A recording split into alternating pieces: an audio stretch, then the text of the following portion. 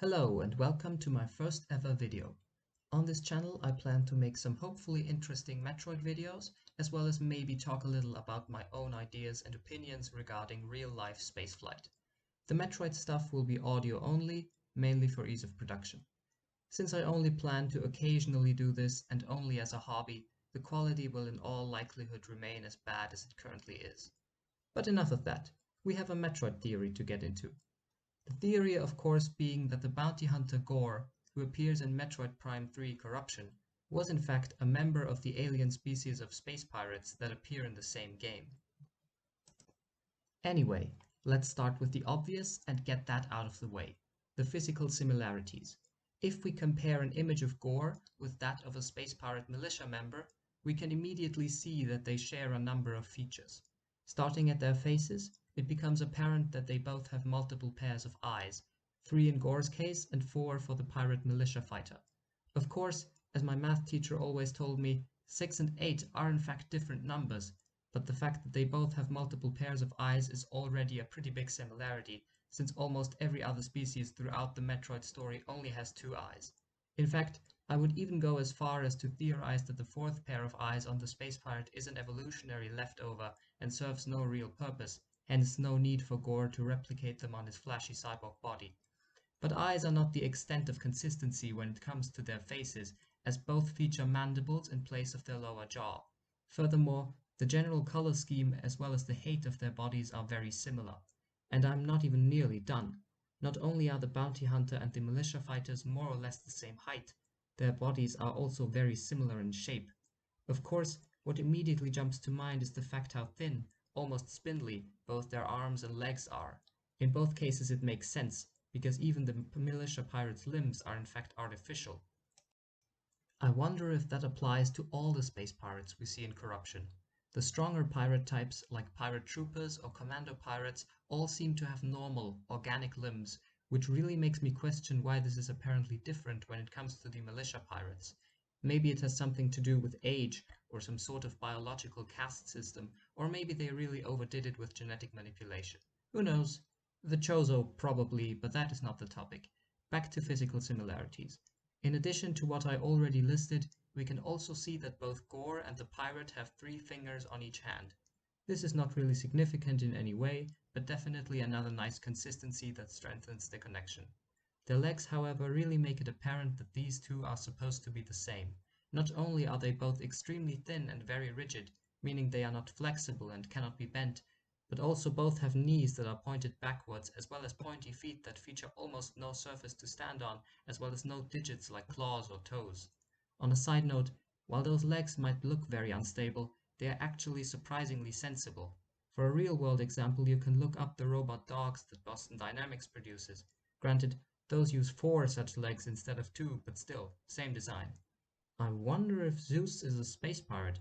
Oh no, semi-obscure reference incoming. That dog is gonna steal ship 20 once Booster 4 is ready, and it will only accept Dogecoin as ransom payment. I have to warn Starbase. Tomorrow, that is. For now I have a video to do. Anyway, while I do think that the optical similarities between Ghor and a space pirate militia member are on their own a pretty solid ground to rest a case on, I'm not even nearly done with the evidence. For the next point, we need to quickly talk about the Aurora units of the Galactic Federation. We see them in the 3rd part of the Metroid Prime trilogy, Corruption, where they serve the Federation in many different ways, such as military, business, or government, and have apparently done so for about 20 years according to in-game lore.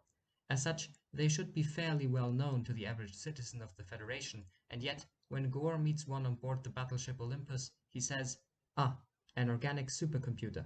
Fascinating. It is my understanding that the Galactic Federation's core network is comprised of such units." He is obviously correct about that, and the Aurora confirms as much, but Ghor doesn't sound like someone with prior experience with these computers here, which indicates that he has not spent his life with the Federation, but rather outside of its borders. And there is only one other galactic power that we currently know of, which is a real shame, by the way. Metroid could really benefit from factions other than the Federation and the Pirates. Yes, there are the Kraken and maybe the Aonima, but we know next to nothing about them. Another point that's interesting is how well he integrates with the space pirate forces while under the influence of Dark Samus. Both Rundus and Gandrada only really work with Dark Samus instead of the pirates. Gandrada is known to occasionally kill pirates for her own amusement, and Rundus even kills the pirates that attack Samus right before his boss fight, which outright interferes with their mission. Ghor, on the other hand, according to the logbook entries that the Elysians left behind, took command of the pirate forces, presumably with the blessing of Dark Samus, and worked with them to defeat the Elysians. Of course, that doesn't have to mean that he was a space pirate himself at one point. Maybe his personality was just better suited for that, but it's an interesting addition to the evidence we already have. But personality is a nice keyword. Let's talk about that. Ghor, in effect, has two separate personalities. One, the quote-unquote normal Ghor, is strangely nice and kind-hearted for a bounty hunter. He is in fact known to work as a bounty hunter for free if someone cannot pay and he considers it righteous, and even donate some of his own money to the victims of his targets. As far as we know, not even Samus does that, and she's probably the richest bounty hunter there is. We know that she owns a private estate with a personal hangar on Daiban, and that probably costs quite a bit. Though on a side note, I wouldn't be surprised if we eventually found out that Samus funds one or several animal care shelters. It would be in character. Anyway, where was I? Ah, yes. What is Ghor's other personality, you may ask? Well, in combat, Ghor often merges with his armor suit, a heavily armed and armored piece of machinery that acts as an extension of his body, allowing him to take on more and more powerful foes, as well as serving as a gunship. But just as it changes the way he looks, he also starts behaving differently, becoming much more aggressive and violent. Or, to put it in dictionary terms, he is going berserk. Well, not fully, since he very clearly stays reasonable during corruption, but the comparison still stands. The other part of that comparison being, of course, the berserker pirates that we see throughout corruption, who are a variant of the pirates in that game. These, like Ghor in his armor suit, are much bigger and much more aggressive than the normal pirates, though their mental degradation is much more severe than Ghor's. And the Berserkers also bring me to the last point I wanted to make.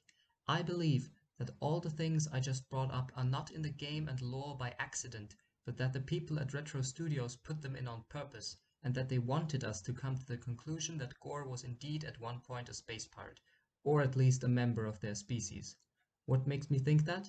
Well, if I'm correct, they put an Easter egg into his biography. But first, let me talk about two names the developers have made sure to connect with the pirates. There are many different names that stand in connection with them. Their attack drones are called Jolly Roger, for example, and their large aerial defense turrets carry the name Tiamat. But most of these only appear in optional scan logs, with the exception of the Berserker Lords and Knights, which we fight multiple times throughout the game, and the GFS Valhalla, a Federation ship that the pirates attacked and successfully took over, which we visit multiple times throughout the game as well. Of course, what both of these names have in common is that they connect to Norse mythology, with Valhalla being a Hall of the Dead, a very fitting name for a ship that's full of bodies, and the term Berserker often describing a raging, mindless warrior, which is quite fitting as well for these types of space pirates. And here comes the imaginary drum roll. The log entry for Ghor that we find on Norian contains such a connection as well, because in it we find out that Ghor is a veteran of the liberation wars on Wotan 7. That name, Wotan, probably doesn't ring any bells for most of you. Trust me, you have most likely heard another version of it at some point in your life. Because while this version of the name is relatively well known in the German-speaking region of Europe, English speakers usually only know this Norse figure as Odin. But that makes it quite strange that a developer at Retro Studios, which is based in Texas, would use this more obscure version of the name, unless of course they did it on purpose in order to hide this little connection, which I believe they did. But what do you think? Are you on board with this theory, or do you know about anything that makes it more or less likely? The comment section is down there, or at least it should be. Bye!